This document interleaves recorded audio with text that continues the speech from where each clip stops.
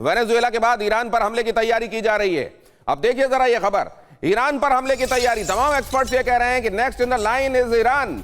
Middle east में America ने बढ़ाई सैन्य मूवमेंट। वेनेजुएला पर हमला करने वाली 160वीं सोर की मूवमेंट दिखाई दे रही है। अमेरिका की डेल्टा फोर्स मिडिल ईस्ट की तरफ रवाना हो गई है।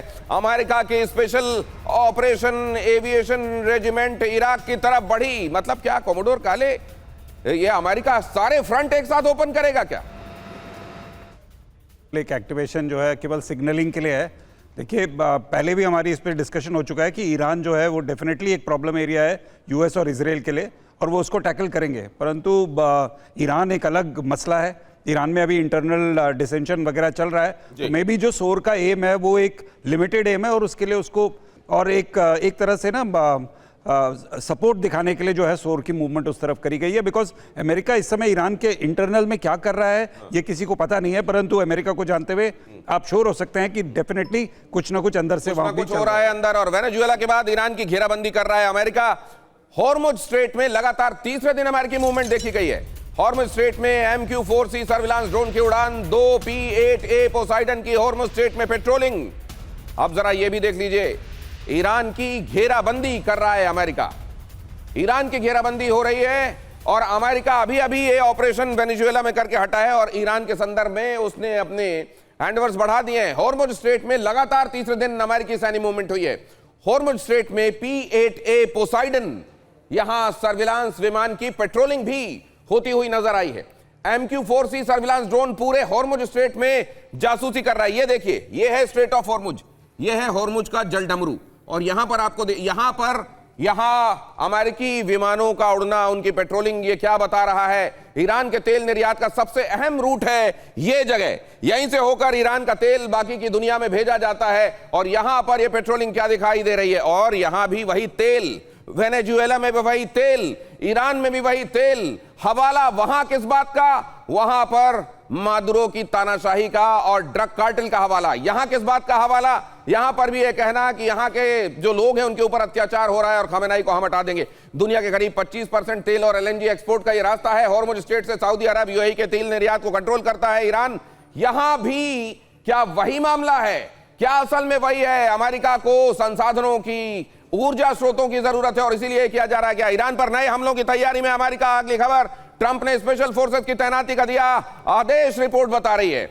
RAF फेयरफोर्ड और मिल्टन हॉल पहुंचे अमेरिकी एयरक्राफ्ट। C-17 ग्लोब मास्टर और AC-130 गनशिप से पहुंचे नए हथियार। फ्लाइट ट्रैकिंग डेटा के हवाले से यह बहुत बड़ा दावा किया जा रहा है। अगली खबर भी देख लीजिए, ईरान की अमेरिका को सीधी वार्निंग। इराकी बॉर्डर के नजदीक ईरान के मिसाइल का टेस्ट किया गया। बैलिस्टिक मिसाइल से लॉन्च करके दिखाई ताकत।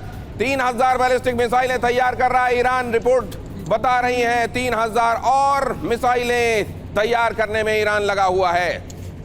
अब जरा ये खबर भी देखिए, अमेरिका से जंग की ऑल आउट तैयारी में है ईरान। तेहरान में ड्रोन इंटरसेप्ट करने की वॉर ड्रिल हो रही है। एंटी एयरक्राफ्ट गन से ड्रोन पर हमले का सिमुलेशन। तेहरान में एयर डिफेंस फोर्स पूरी तरह एक्टिव। अमेरिका की बहुत बड़े युद्ध की तैयारी।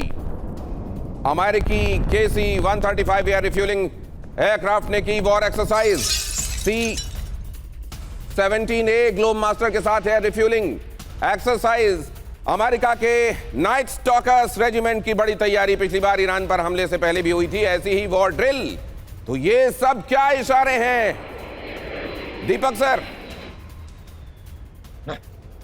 ये वही इशारे हैं सर जो मेरे दादा के दादा के दादा के दादा के दादा के दादा के दादा, जिनका नाम चाणक्य था, उन्होंने कहा था, शक्ति इज्जत करती है केवल शक्ति की। यार जितने मर्जी इंटरनेशनल रेजोल्यूशंस आप करते रहिए, नेक्स्ट टारगेट ईरान। क्यों नहीं सुनते ट्रम्प की बात? क्या बोला उसने?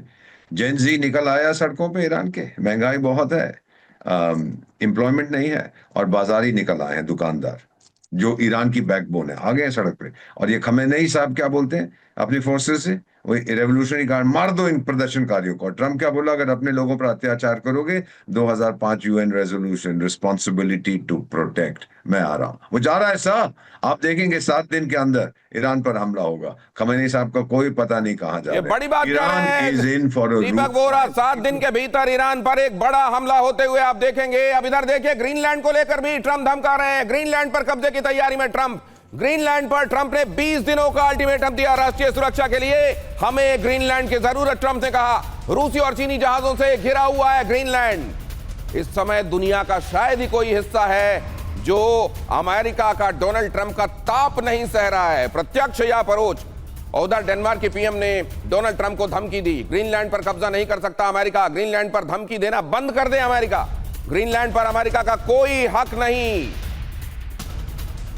पूरी दुनिया में ये तनाव, और इस तनाव में क्या कोई एक वॉर फ्रंट पूरी दुनिया के लिए वॉर फ्रंट में बदल जाएगा? क्या ये खेमेबंदी जो अभी दिखाई दे रही है वैचारिक स्तर पर, ये धरातल में हथियारों के साथ भी दिखाई देने लगेगी क्या? यही एक बड़ा सवाल है। इनकार नहीं किया जा रहा है। संभावनाएं कम या ज्यादा हो सकती हैं किसी की निगाह में, लेकिन इनकार कोई नहीं कर रहा। और यह भी मान रहे हैं हमारे एक्सपर्ट कि दुनिया में वर्ल्ड वॉर 2 के बाद सबसे ज्यादा इस समय वो हाल हैं जो किसी वर्ल्ड वॉर को जन्म दे सकते हैं। आपको यह भी बता दें, यूनाइटेड नेशन सिक्योरिटी काउंसिल अब से कुछ देर बाद मिलने बैठने वाली है। कोलंबिया के आह्वान पर यह हुआ तो है, लेकिन इसका हासिल क्या होगा? और अगर अमेरिका एक बार फिर से वीटो दिखाएगा, अपना पावर दिखाएगा, तो पूरी दुनिया में असंतोष और बढ़ेगा। क्या इसी से वर्ल्ड वॉर के लिए एक और कंड्यूसिव फैक्टर सामने दिखाई देगा? बहुत धन्यवाद करता हूं आप तमाम मेहमानों का मेरे साथ आज की चर्चा में अड़ी में हिस्सा लेने के लिए। Thank you so very much.